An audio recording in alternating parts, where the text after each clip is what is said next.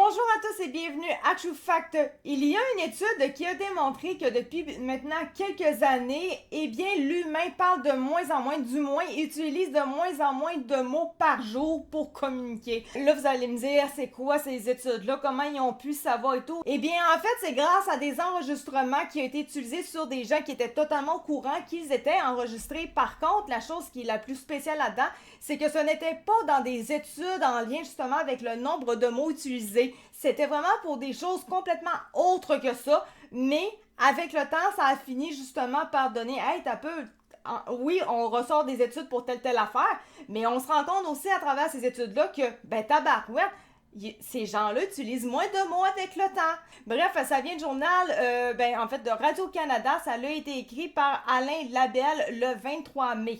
Des psychologues américains ont déterminé qu'entre 2005 et 2019, une personne prononçait en moyenne 338 mots de moins par jour chaque année. Elle prononçait environ 15 900 mots par jour en 2005 contre 12 700 en 2019. Cela représente environ 120 000 mots de moins prononcés en moyenne au cours d'une année et des millions de mots en moins sur l'ensemble de la période qu'a évalué l'étude, affirme le professeur en psychologie sociale Mathias Mehl de l'Université de l'Arizona, l'un des co-auteurs de ces travaux publiés dans la revue Perspective on Psychological Science. Et là, je suis certaine que vous vous posez vraiment la question, comment ils font pour l'avoir su? Et là, on peut aller dans les théories du complot. Minute, on l'explique ici un peu plus. La découverte des chercheurs est survenue de manière inattendue, comme je vous l'ai dit au début de la vidéo. Pour confirmer leur constat, le duo a analysé les données de 22 autres études recueillies sur 14 ans auprès de plus de 2000 personnes âgées de 10 à 94 ans, la plupart des Américains, mais aussi des Européens et des Australiens. Ce sont des enregistrements aléatoires des paroles de participants pendant qu'ils vaquaient à leurs occupations quotidiennes qui ont permis de constater la baisse de 28% sur 14 ans. Il faut noter qu'aucune de ces études n'avait été conçue pour mesurer le volume de paroles au fil du temps. Certaines évaluaient des dynamiques relationnelles et d'autres les effets sociaux de différentes pratiques telles que la méditation. Les participants ne se doutaient absolument pas que leur nombre de mots serait un jour analysé de cette manière, ce qui écarte toute crainte de leur comportement pour satisfaire à une hypothèse. Si ces travaux ne permettaient pas d'expliquer le recul du nombre de mots prononcés, un fait pourrait toutefois fournir un début d'explication. La baisse est nettement plus marquée chez les jeunes de 25 ans ou moins que chez les personnes âgées. En divisant l'échantillon par tranche d'âge, on constate que les jeunes adultes affichent un déclin journalier plus marqué, soit environ 452 mots contre 314 pour les plus âgés. Et là, évidemment, ici, ce qu'on parle, c'est de l'usage qu'on fait de plus en plus avec les téléphones, soit étant de communiquer sans utiliser des mots. L'usage de plus en plus grand des téléphones portables et des médias sociaux a mené certaines conversations à se faire par écrit et par voie numérique plutôt que par la voix. Mais le déclin est également observé chez les personnes plus âgées, ce qui montre qu'il n'est pas impossible que d'autres facteurs puissent aussi expliquer le phénomène.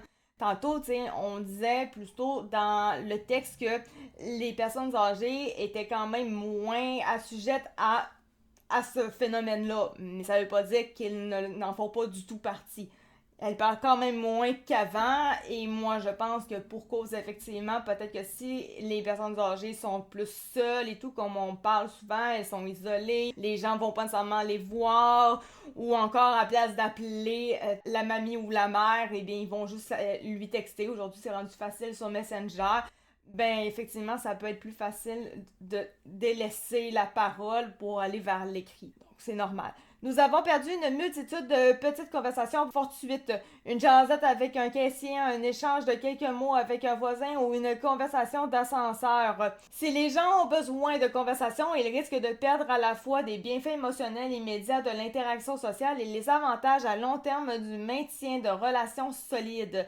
Les auteurs de l'étude pensent que la pandémie a également accéléré un bon nombre des dynamiques qui contribuaient déjà à nuire aux liens sociaux. Si nous en étions à environ 12 700 mots par jour à l'aube de 2019, je ne parierais pas sur une amélioration de la situation.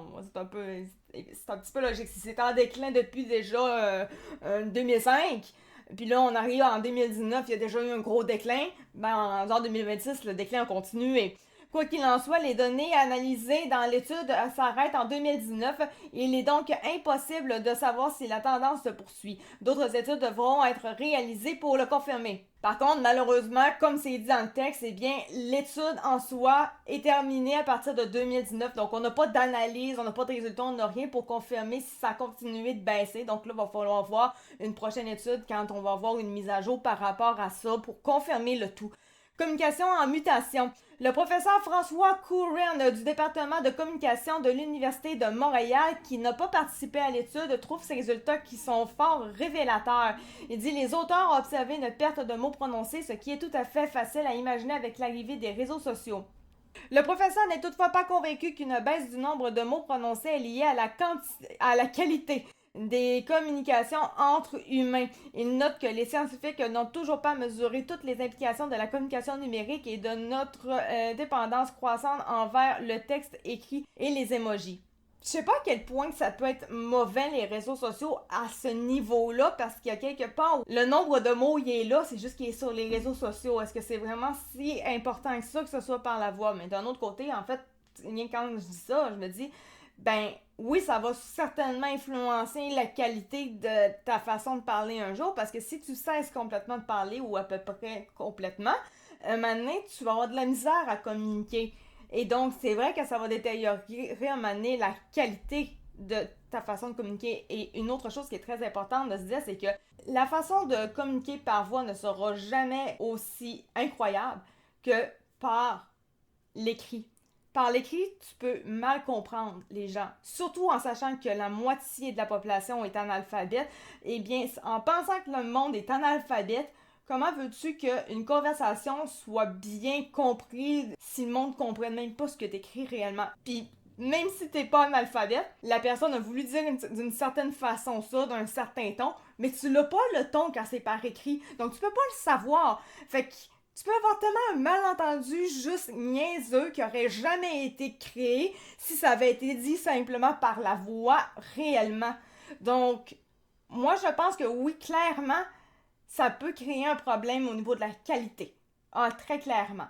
François Couren, lui, il dit qu'il y a des études qui ont été faites avant et pendant la COVID qui montrent que les gens qui conversent par les réseaux sociaux ou par d'autres moyens, par courriel, compensaient le sentiment de solitude. Oui, ce qui est complètement vrai, ça, on peut pas l'enlever, c'est vrai.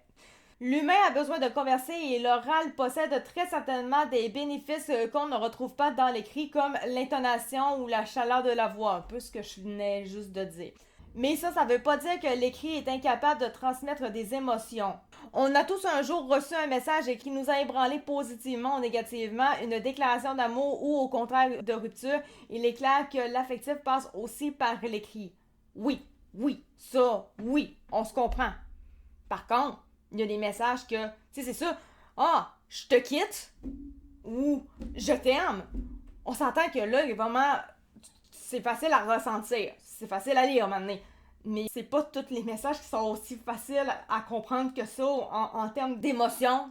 C'est pas tout aussi facile que ça. Le professeur Couren, lui, il dit on compte des mots, mais on connaît pas le contenu des conversations. La quantité est une chose, mais la qualité de l'interaction en est une autre. Moi, tu sais, des fois, il y en a là, qui vont parler, mais c'est parler pour rien dire, puis tu t'en mets parce que t'es comme juste, j'ai hâte de passer à d'autres choses parce que c'est ennuyant, c'est emmerdant, il y a rien qui ressort de la conversation. C'est comme juste, hostie que je m'en calais, j'ai juste hâte de déguerpir. Mais c'est pas plus bénéfique non plus. Peut-être que la personne pour elle qui dit ça est contente, mais pas forcément tout le temps pour l'autre personne.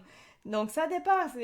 Oui, des fois, c'est ok, parler, mais parler pour rien dire, pour déblatérer, whatever. Tu sais, des fois, on dit, le monde, des fois, parle parce qu'ils sont tout seuls. Mais des fois, ils sont tellement tout seuls tout le temps que finalement, ils ont envie de parler, mais ils n'ont rien d'intéressant à dire parce qu'ils n'ont rien, juste, ils vivent rien d'intéressant. Quand tu restes entre tes quatre murs chez toi, ben, il n'y a rien que tu as à dire. Ben, rendu là, t'es pas intéressante. Tu sais, plate, là. C'est pas gentil, là. On se comprend, mais on pourra pas dire que c'est pas réel. Et bref, comme il a dit, un échange de 10 minutes peut laisser un sentiment de solitude profond, tandis qu'un court échange de quelques secondes, s'il est percutant, peut nourrir l'intérêt et le lien social. Et ça, je suis complètement d'accord avec ça. Et là, ici, on parle d'intelligence artificielle, disant que c'est pas forcément une mauvaise chose qu'il y ait ça, c'est juste une nouvelle chose.